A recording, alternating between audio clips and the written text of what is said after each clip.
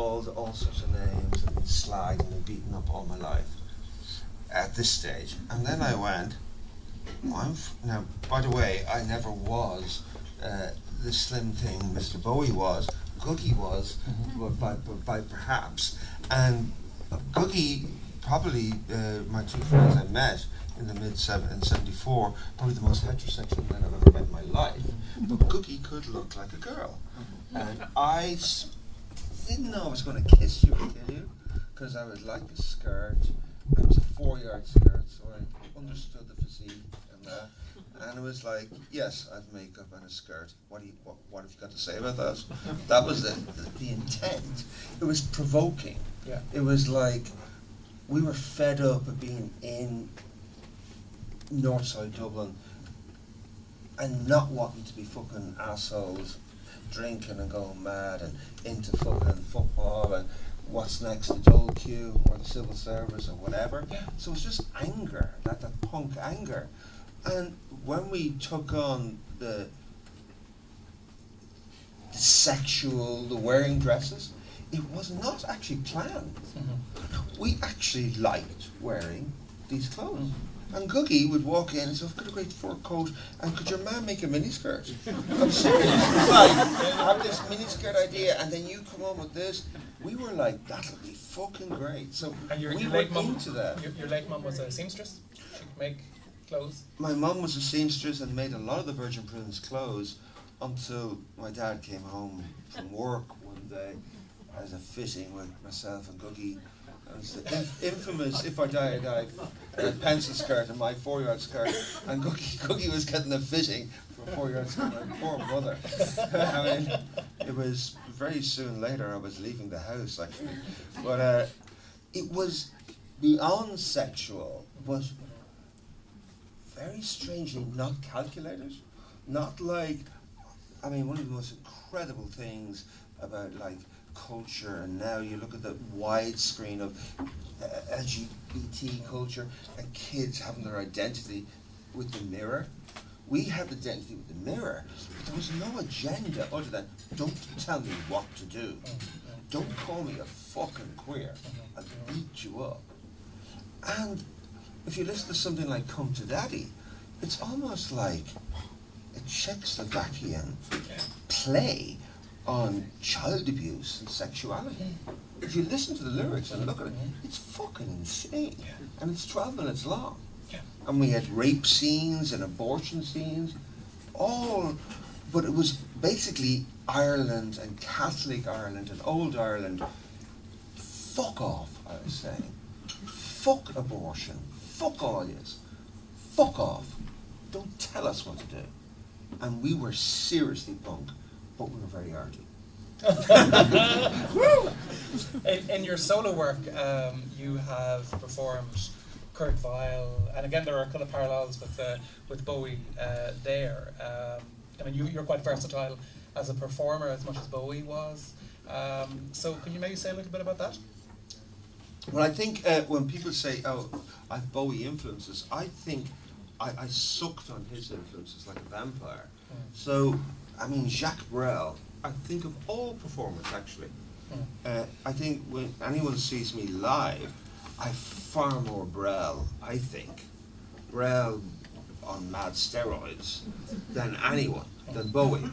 Because I'm far more physical and, you know, when I never saw him live, I wish, but it was that Amsterdam thing and Bowie opened that portal, and you buy the albums and then it's French. I go, I don't know what the fuck he's saying, but I understand everything. Yeah. And I saw the TV show or a video of the Olympia, one of his last shows, he played live. And you know that he's standing there and his arms and his hands can do anything. Anything. Like, when Bowie actually used to do his mime, it looked pretty shite. When you look back, like it's all this bad fucking Marcel, you know? But when you actually see Brel do this, you go, oh my God, the grace, the animal. And then you know there's snots and spits going onto the front. It's like he's Belgian and he's fucking tough. You know, it was like bang. So those influences became huge. And then Kurt Weill happened, and when I met with Morris Caesar, he was classically trained, which was working with Dick, who's a genius, an avant-garde genius. But Morris knew he could do that. He says, "Do you ever hear him?" "No, play it." So suddenly it was, so the Bowie thing, it wasn't like I wanted to be like him, ever.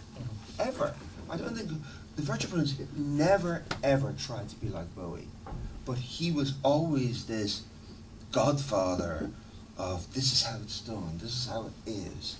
And he couldn't get you permission to do as you pleased, really. Exactly, and strangely enough, to jump into even another bigger weird thing that I don't talk about much is my work with U2, and I've worked with them on creative director level of their visual, and I remember when the 80s were over, and the 80s were pretty shite in many areas, but some greatness. And when they ended the Rattling Home, we're going to reinvent ourselves, all that bollocks, and then they go, we went to see Sound and Vision, and weirdly enough, Willie Williams, who's one of their big directors, was doing Sound and Vision, and me and Bono went, that's the way to go. And he had the wallet, he could do this. And Sound and Vision was the first stepping stone to Zoo TV. It was always there. Like, I get so anxious if I'm doing a performance and it doesn't look right. Not like it's the lights, the vibe. Bowie told us everything it has to be extraordinary. Extraordinary. And that was like the theme. He and we all know that. We all know that. And with Achtung Baby and going to Berlin and that, so there's a huge influence there. Mm-hmm. Do you want to say more? No. I mean that was that was them. But the visual side, I cracked the whip big time then, because they weren't that visual. They looked like they were hippies. So they say, and I suppose this evening in one sense for me personally is a contradiction, they say never meet your heroes, right? Yes. You met Bowie several times in later years. So maybe you could tell us, what the circumstances were in terms of meeting him and what was it like? It wasn't like that anyway. I don't know what it was. It wasn't like that.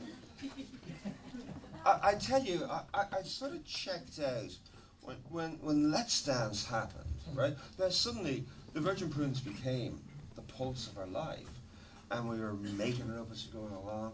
I don't think we ever musically articulated what we wanted to do, visually beyond, aesthetically beyond.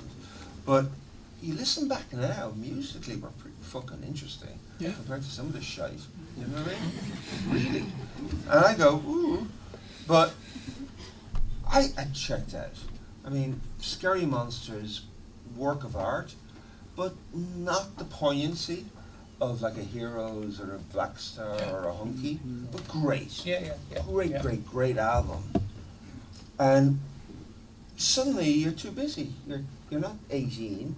You're out of school. You're 20. You're 21, 22, and Europe was phenomenal to travel at. So, and really, that's where I started really reinventing the touchstones. Like, here is chanson. Oh, look at Aznavour. Look at this. Look at that. We're in Germany, and I was savaging it by the vampire, just buying, looking, and Bowie, like, even though his Baal stuff was amazing and some incredible stuff, but he went way back there. I was always interested, but nothing so disappointed with sort of Tonight and Never Let Me Down, and so much. I never liked the British have the hello chaps thing. I just, what the fuck are you doing, hello chaps? Like, hello, fuck off. Like, Mick Jagger does that. Like, this is somebody bigger than that.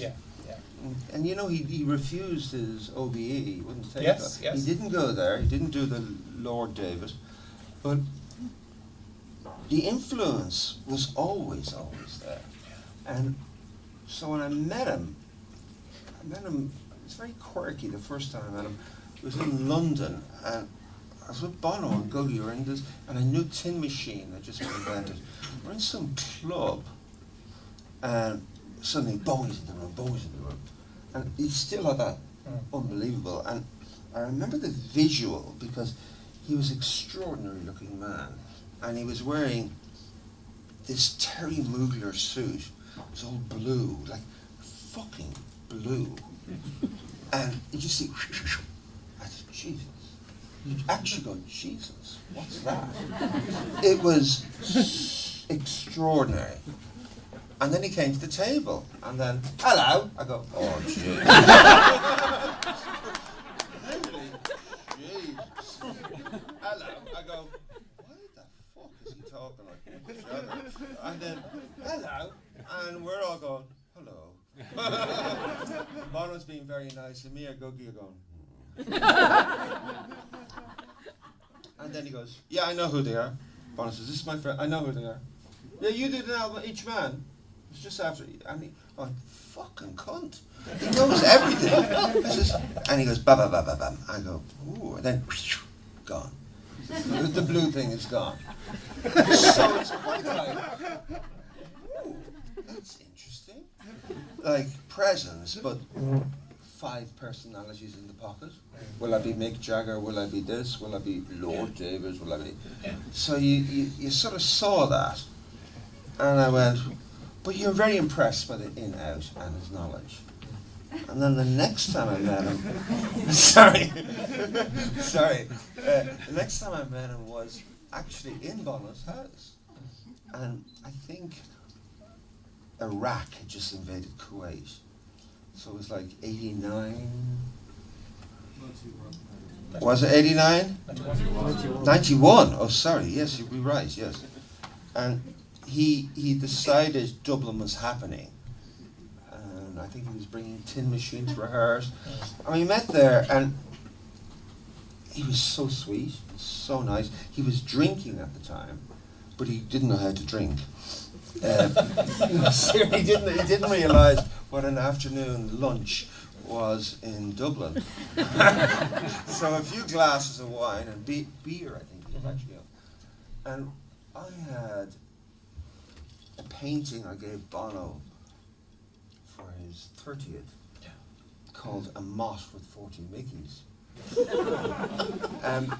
It was inspired by my friend Googie, who, when we were like 14 or so and interested in what is the opposite sex and what's this, he had a load of sisters. I didn't, and Bono didn't.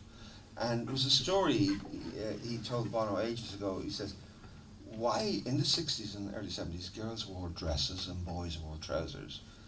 And someone said, Bono said, why do girls wear dresses? And he says, they have to. Because they're 40 Mickeys. They won't fit into the trousers. So, I'm serious. So is this all this perverse stuff? Anyway, this is going back to our teens. So anyway, for Bono's 30th, I did a painting called A Mott with 40 Mickeys. And it's pretty abstract, but a mott with 40 Mickeys. We all know what mott is, being Dublin. And it's a girl pulling up her dress, and there's 40 very colourful Mickeys. And he's going around, and I talked to him at a beer, we did chat, sat down at the table, said, Gavin, I really like your record, Each Man. Hal Wilner's a genius, talking, really good. And he says, you know, where it all comes from, it all comes back. And I said, where'd it come from for you? And he said, Little Richard. Seen Little Richard, blah, blah, blah, blah, blah. You know, saw him on TV as a kid, blah, blah, blah. Wow. And he said, where'd it come from? You. For you. And I said, you. And he didn't like it. And he just said, ha, ha, ha, ha. He has that mad Brit laugh, you know that one? And then he went away. And then, a few hours later, he starts going, come here. Not 40, make these serious, there's 39. And I'm going, there's 40. He says, I painted it.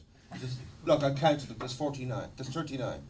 So I was going, so there's this tetchy, like spanky. And I went, fuck off. Then he got really drunk and had to be put to bed. Seriously, I'm not messing, seriously.